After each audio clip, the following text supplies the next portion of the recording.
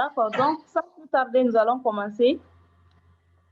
Voilà, c'est oui, ok, 5 sur 5, tout est ok, super, merci, merci, merci, merci. Alors, sans plus tarder, on va commencer. Merci à tout un chacun pour la patience. Ça fait plaisir. Comme je vous l'avais annoncé, aujourd'hui, nous sommes avec Madame Alifa Boni.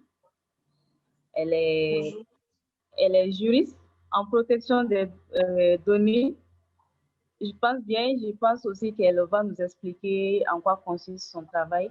Et je pense que déjà le contexte de ce direct, on le sait tous, c'est pour parler des données à caractère personnel. Mais qu'est-ce qui a motivé cela? Qu'est-ce qui a suscité cela? C'est surtout récemment les dernières nouvelles qu'il y a eu concernant le changement ou la mise à jour de la politique de confidentialité ainsi que des conditions d'utilisation de WhatsApp. Alors, restez connectés et on va vous donner tous les détails. Bonjour, Madame Boni.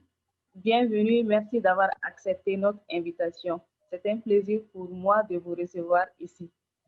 Alors, est-ce que vous pourrez vous présenter? Qui est Madame Boni? Qu'est-ce que vous faites? Et aussi, en quoi consiste votre travail? Parce que quand on a vu juriste en données, je pense qu'en protection des données, voilà, donc on s'est posé des questions. Je suis sûre que je ne suis pas la seule.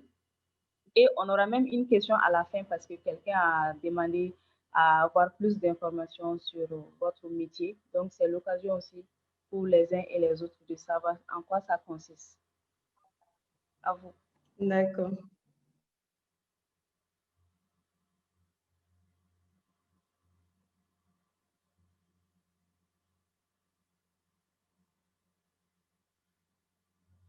Alors, les amis, si vous avez des questions, vous pouvez les préparer aussi. On va y répondre. D'accord? D'accord. Alors, vous m'entendez? Oui, je vous reçois 5 sur 5. Je ne sais pas pour D'accord. vos amis. D'accord. Donc, bonjour. Je suis Miss Alifa Boni, juriste en protection des données à caractère personnel chez Groupe DPSE. Donc, le groupe DPSE, qui est un cabinet de conseil, de formation, d'accompagnement à la mise en conformité en matière de protection des données et de management en la matière. Alors, mon rôle dans ce cabinet, c'est de conseiller justement les entreprises sur les problématiques se rapportant à la protection des données à caractère personnel et surtout de les accompagner pour la mise en conformité de ces dernières au respect des obligations en matière de protection, donc les obligations légales et aussi aux exigences administratives de l'autorité de protection qui encadre ce domaine. En gros, c'est ça.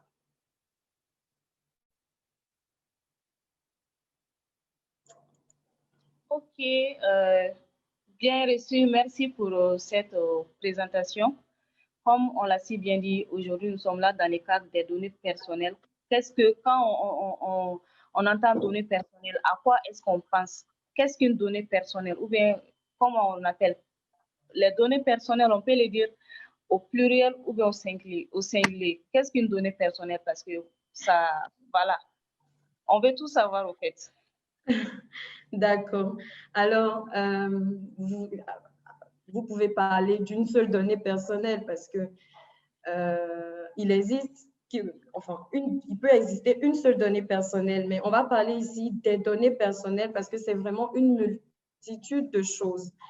Donc, pour vous aider à comprendre, je vais vous dire que les données à caractère personnel, en fait, il s'agit de toute information. Donc, déjà, ce sont des informations, mais pour aller plus loin, ce sont des informations, quelle que soit leur nature. Donc, on dira que ce sont des informations de quelque nature que ce soit, permettant d'identifier une personne physique ou de la rendre identifiable, soit directement par exemple avec son nom, son prénom, son image, qui permettent de l'identifier directement, soit indirectement au travers de quelques informations qui vont se rattacher à cette dernière et qui vont permettre de l'identifier, par exemple, l'opinion politique, son état de santé, qui ne sont pas des informations propres à l'individu,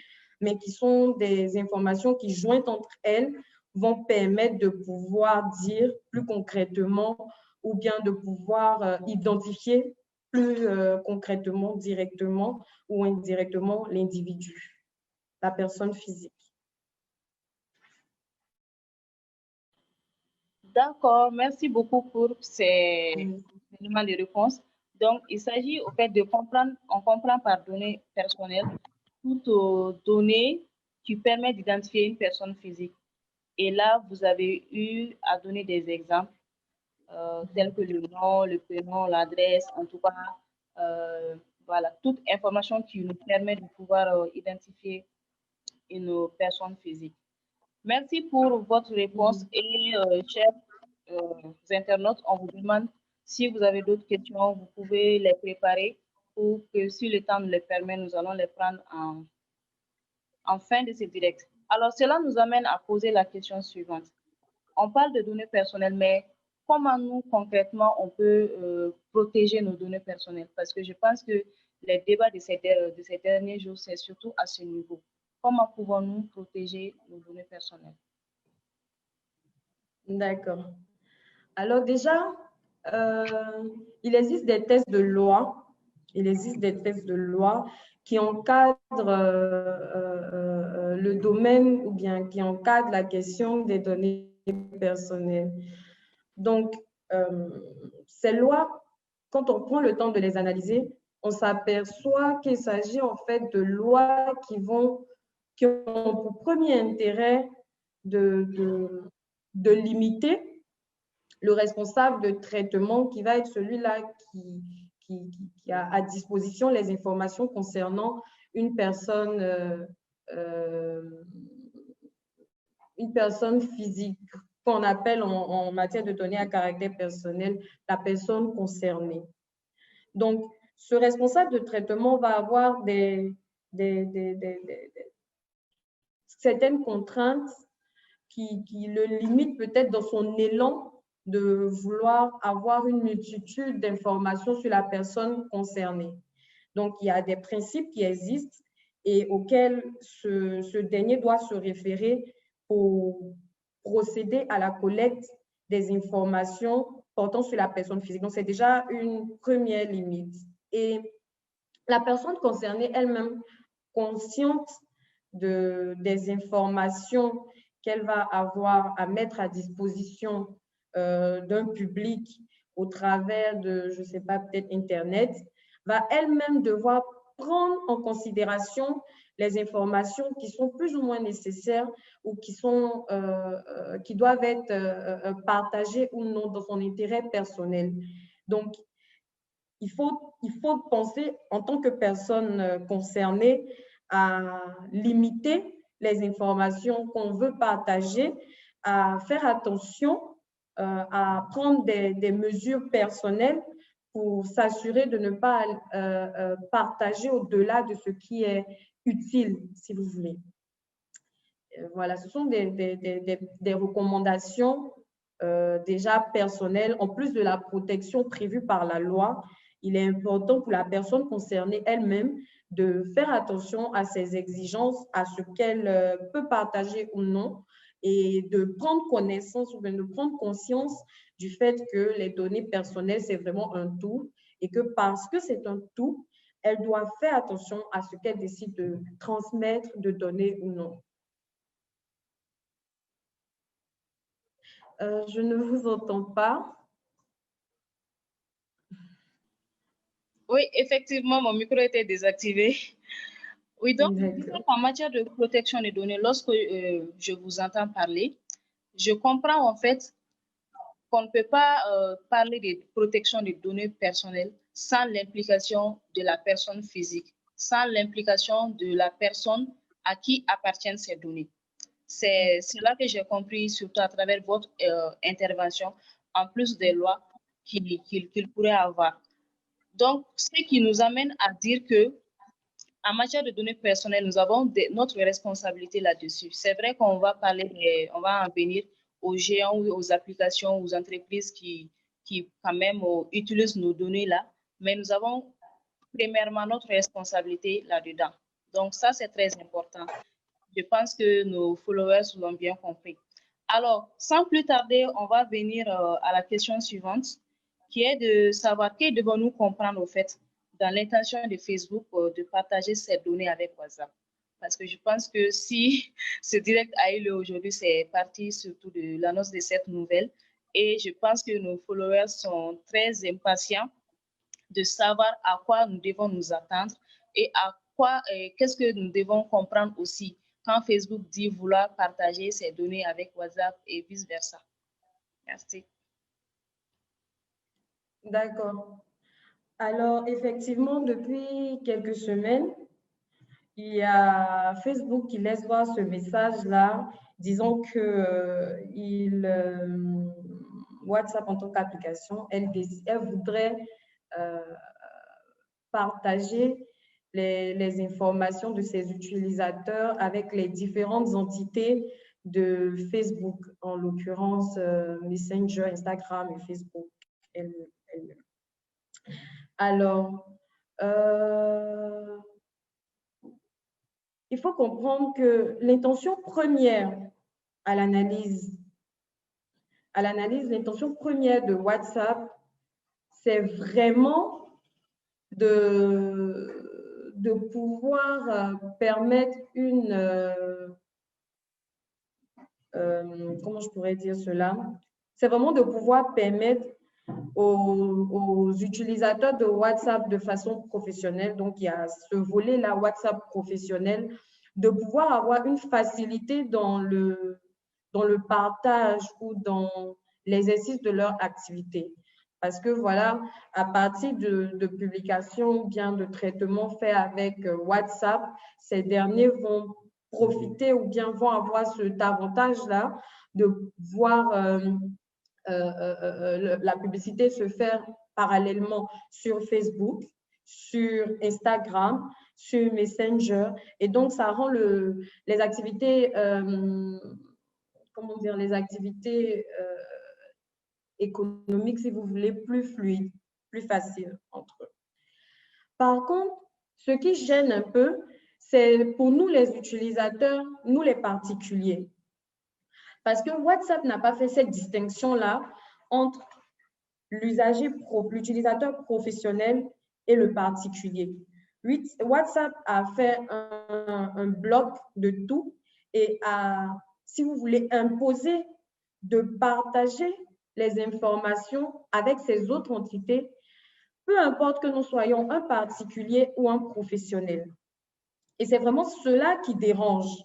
Parce qu'en tant que particulier, je n'ai pas forcément l'intention de partager mes informations avec d'autres individus, d'autres personnes via un autre réseau social.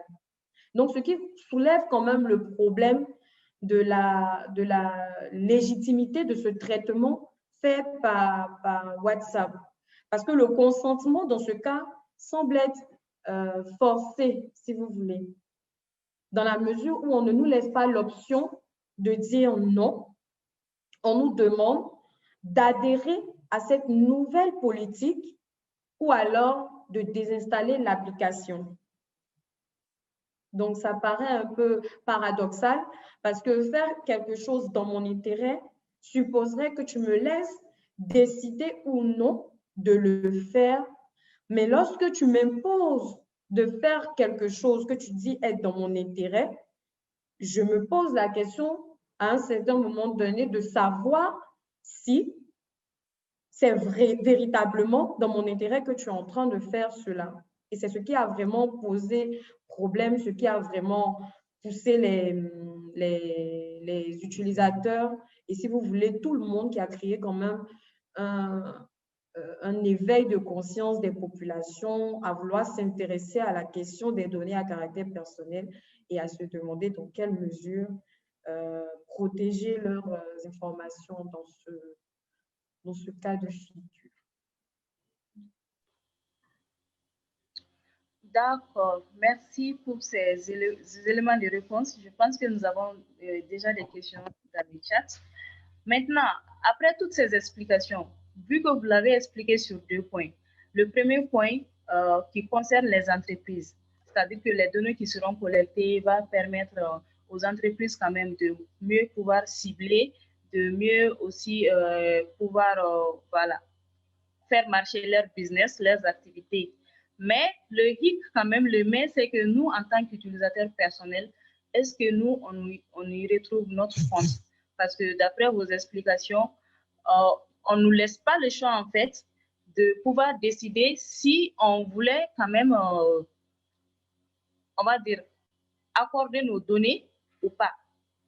Maintenant, d'après vous, quelle solution? Y a-t-il une possible solution?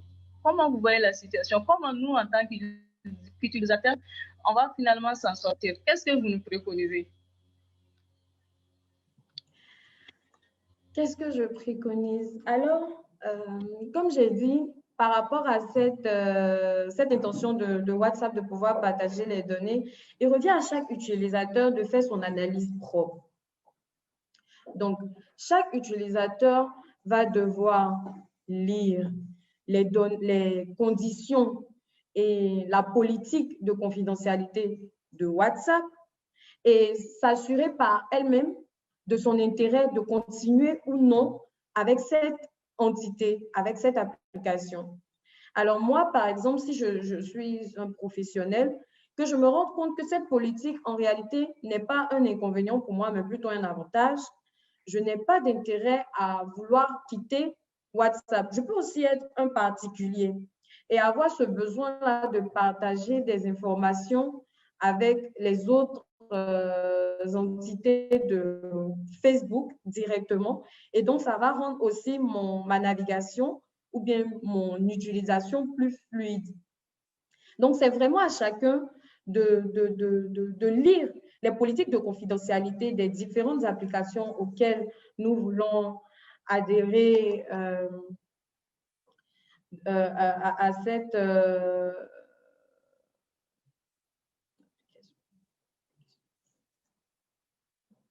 ou non à cette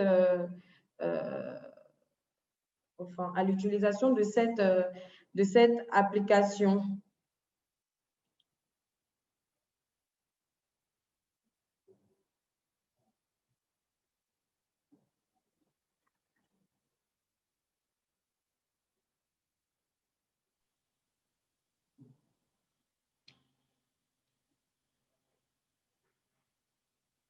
OK. Oui, excusez-moi, en fait, je vous écoute. D'accord. Merci pour ces éléments de réponse. Là, je comprends en fait que il y a 2 cas. Le premier, c'est qu'on décide d'utiliser l'application et là, vous nous préconisez de, on va dire, de lire les conditions d'utilisation, la politique de confidentialité, voir si ça nous convient. Donc, si ça nous convient, OK, on continue. Dans le cas contraire, on sera obligé de s'arrêter. Et je pense que, voilà. Donc, chers followers, vous avez bien compris cette partie. Et c'est l'occasion pour moi aussi, à chaque fois, d'attirer votre attention sur le fait qu'on ne devrait pas utiliser des applications sans auparavant lire, on va dire, la politique de confidentialité ou les conditions d'utilisation. Parce que comme quelqu'un le disait, j'ai vu ça sur Internet, ils disent que nous, les Africains, on n'aime pas lire. Quand on voit juste les choses, on veut utiliser quelque chose, on clique seulement suivant, suivant, suivant, suivant, suivant. C'est fini. Donc, ce que je nous invite à faire maintenant, à partir de, au lieu de cliquer sur suivant, suivant, prenons vraiment le temps de lire. C'est vrai que ces documents-là. Exactement. Mais parfois, quand même, on se demande si ce n'est pas un peu fait exprès. Parce que si vous avez remarqué, ces documents, le caractère est tellement petit. C'est tellement petit. Donc, finalement, je pense que c'est ce qui décourage beaucoup. Parce que tu vas voir, quand tu ouvres, c'est juste une page comme ça.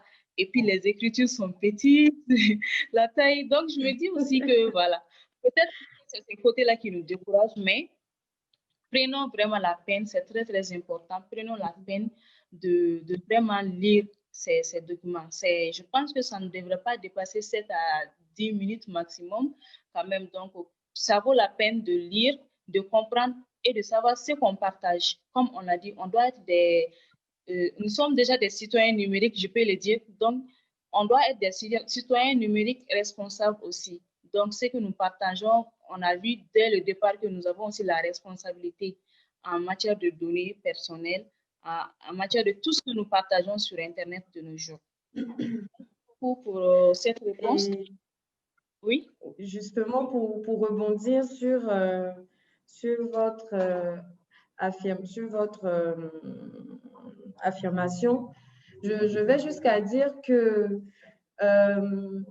déjà avant, effectivement, on demandait il y avait, comme vous dites, cette longue lettre qui était difficile à lire, mais aujourd'hui, quand même, il y a des exigences qui font que, comme vous vous êtes rendu compte avec WhatsApp, il y a eu un petit message qui a été un résumé, en quelque sorte, de ce qui se cachait derrière cette politique. Donc, il permet maintenant d'attirer l'attention pour que chacun décide après de vraiment lire l'application, les conditions d'utilisation et de décider par elle-même d'adhérer ou non.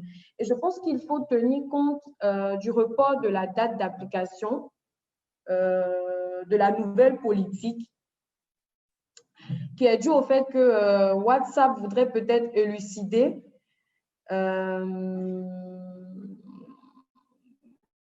si vous voudrait répondre à la problématique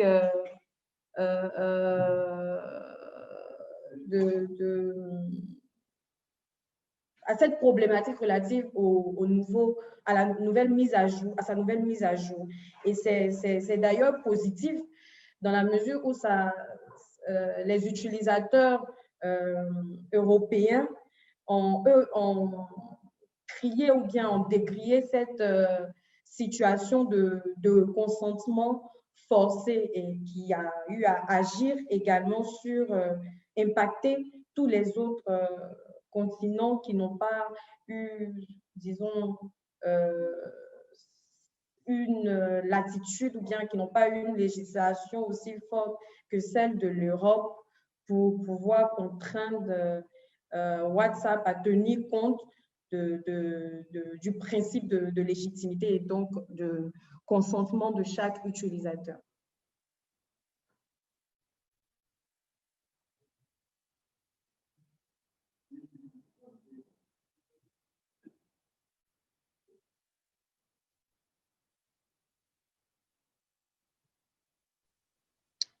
D'accord, merci beaucoup pour cette précision. Je pense que elle est détail. Donc, je pense que derrière aussi, de leur côté, ils essaient de nous faciliter la tâche, de nous éviter des heures de lecture. Ça fait plaisir à entendre. Et vous avez touché un point qui était notre question suivante. Il s'agit de la RGPD. Les règles, c'est les conditions d'utilisation. Bon, vous allez nous expliquer ça. Voilà, parce que j'ai vu en fait, qu'il y en avait, WhatsApp a fait deux politiques. Une pour, on va dire, les citoyens européens et une autre pour les autres continents, y compris l'Afrique.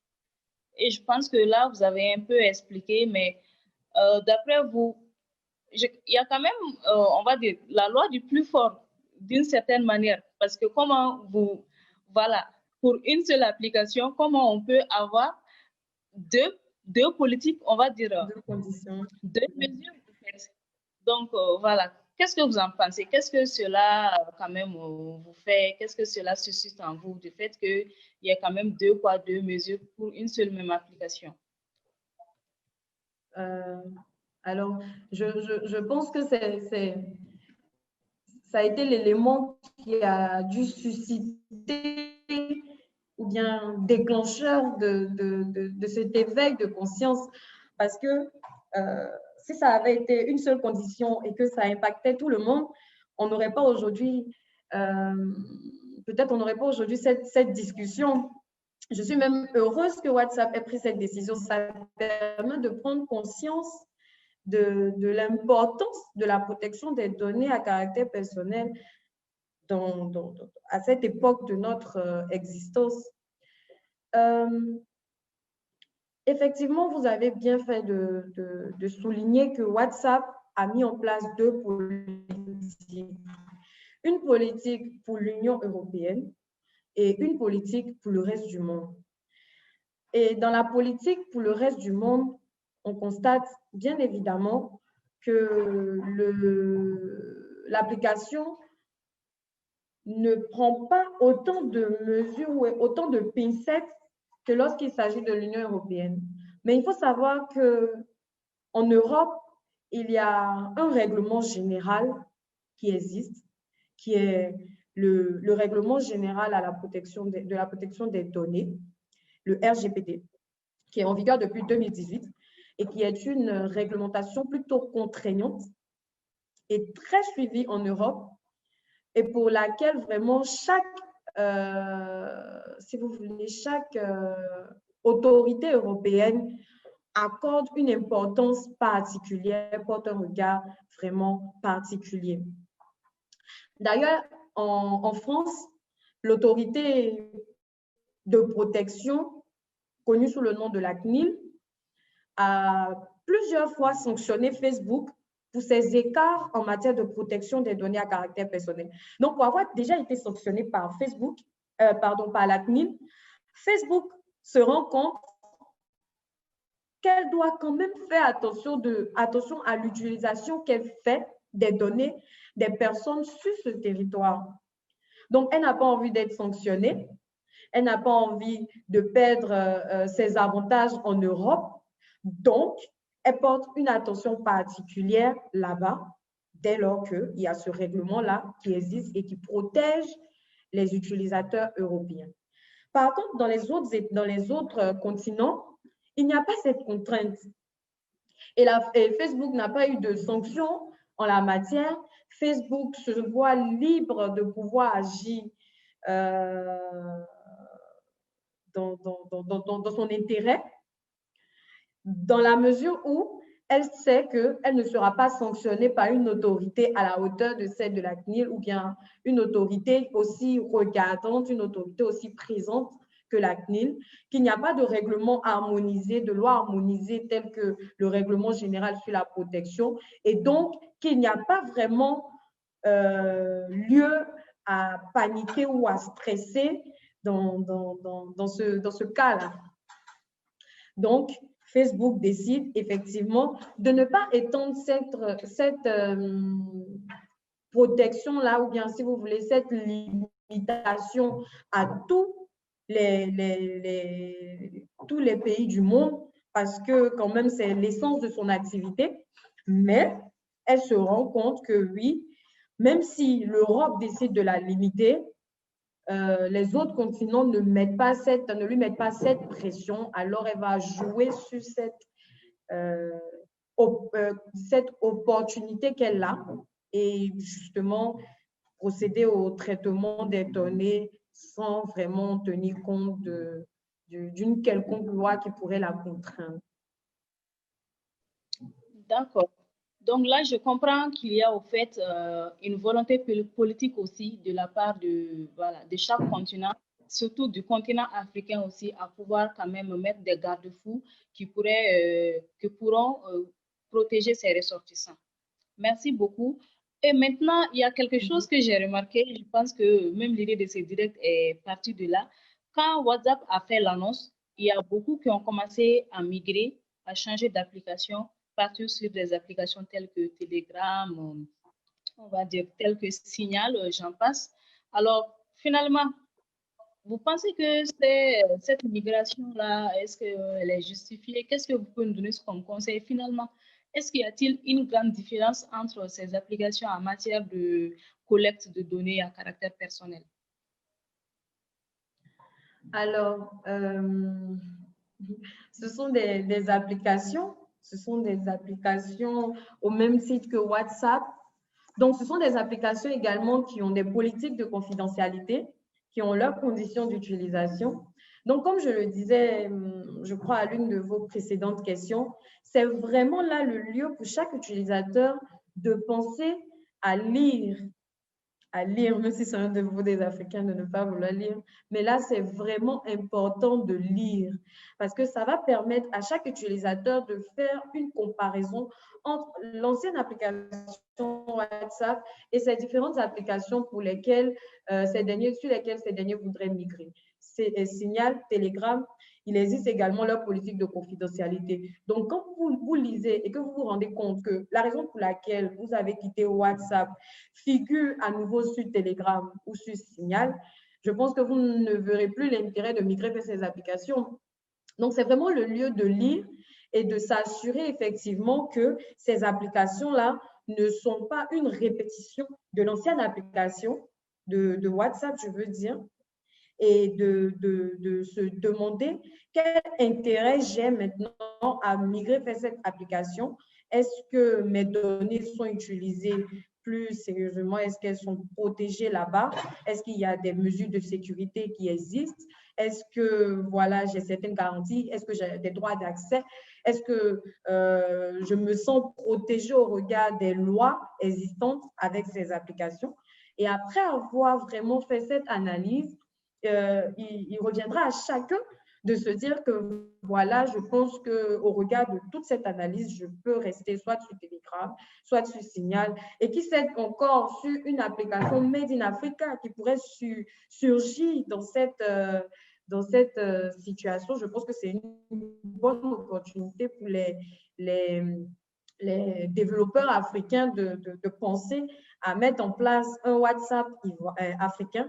Ce serait une très belle opportunité et justement au regard des lois encadrant la protection des données à caractère personnel.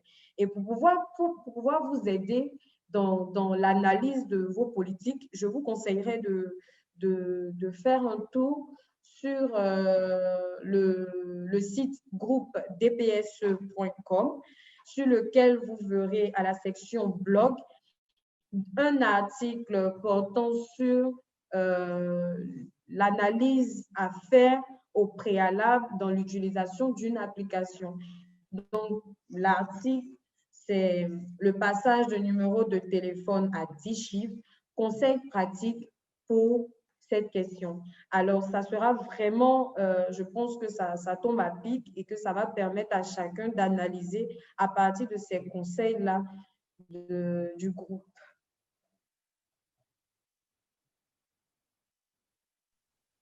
Ok, merci vraiment à vous pour tous ces détails.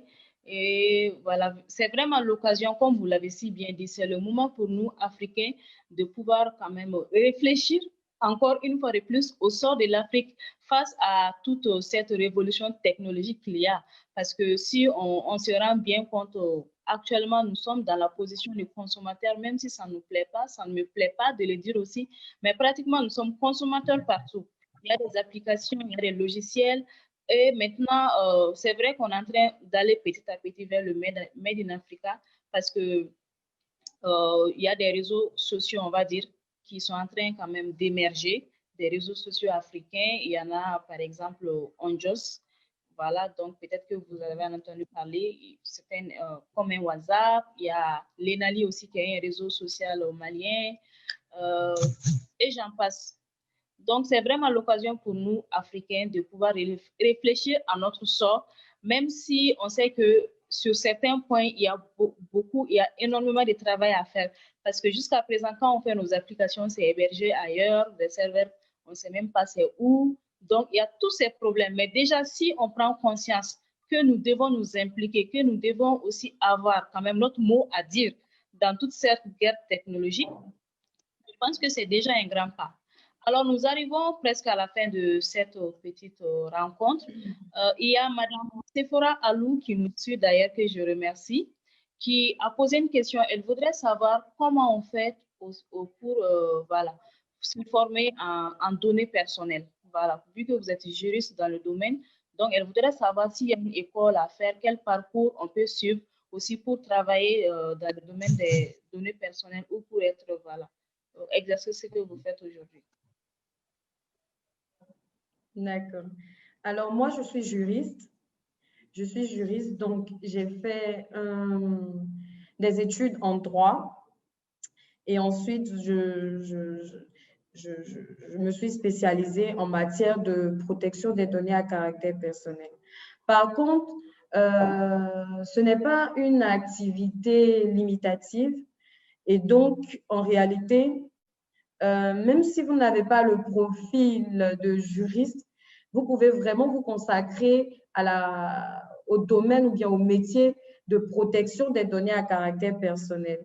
Vous pouvez avoir il y a des certificats qui existent, il y a des masters spécialisés, il y a vraiment plusieurs formations qui existent pour pouvoir se spécialiser dans le domaine, ou bien si vous voulez dans le métier relatif à la protection des données à caractère personnel.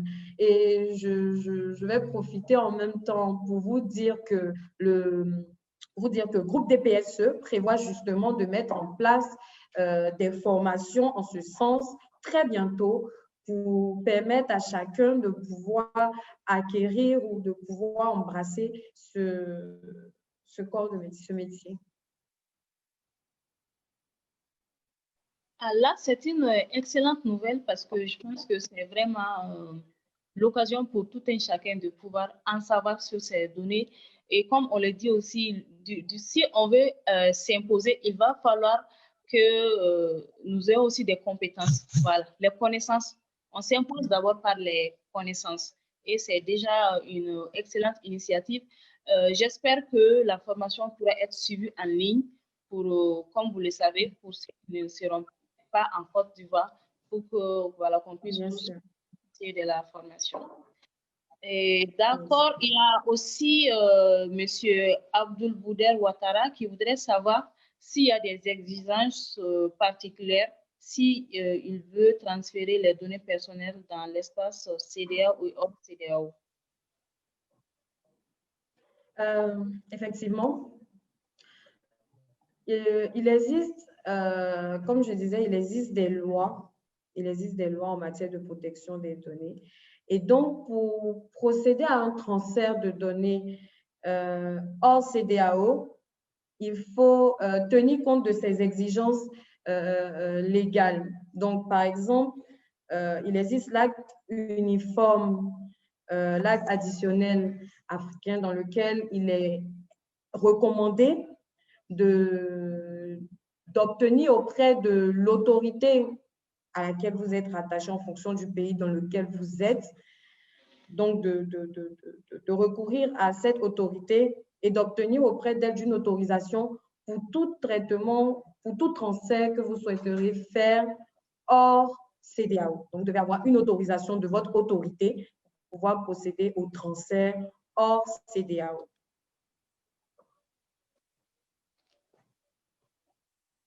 Ok, donc là, donc comme vous l'avez si bien dit, il faudra à chaque fois quand on veut faire des transferts de données, s'adresser aux autorités compétentes pour cela.